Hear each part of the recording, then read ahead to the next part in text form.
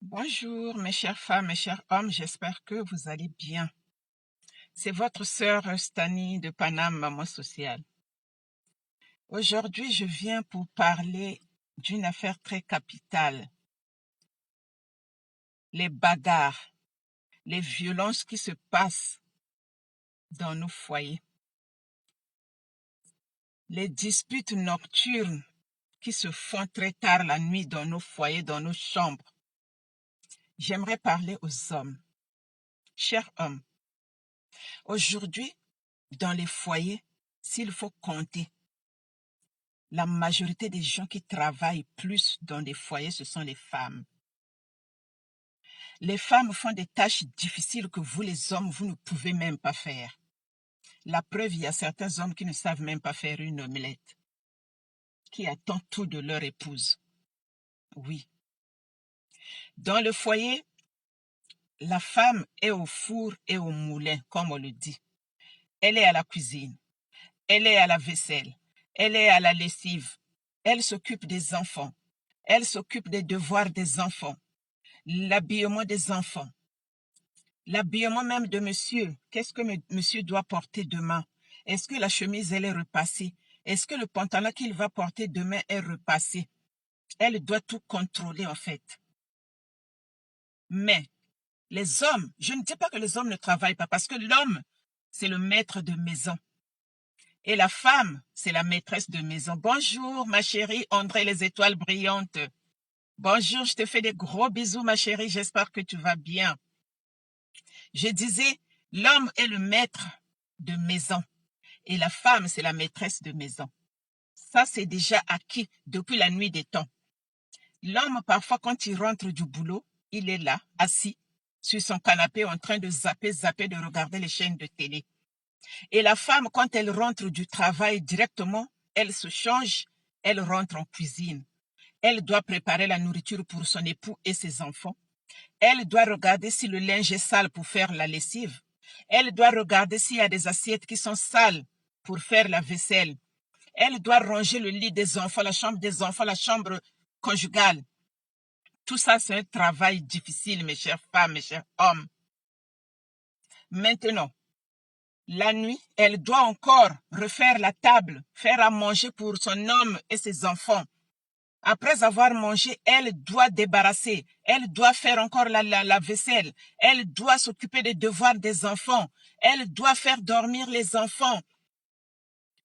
Et après, elle doit aussi se laver elle-même pour se reposer à la fin. Et pendant ce temps, l'homme est sur le canapé en train de digérer sa bonne nourriture qu'il a mangée, en train de zapper les chaînes de télé. Et à la fin, quand il rentre en chambre, l'homme veut s'accoupler avec sa femme. Et là, sa femme lui dit, chérie, s'il te plaît, je suis fatiguée. On fera ça peut-être un autre jour. Je suis fatiguée.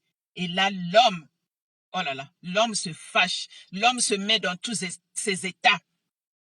Il se fâche, il commence à raconter n'importe quoi, il commence à insulter la femme. Il commence à dire des bêtises. Cher homme, c'est pas gentil.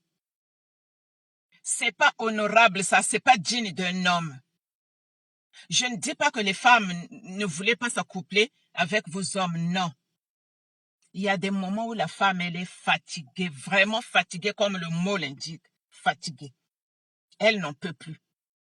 Tellement qu'elle fait beaucoup de tâches dans la maison.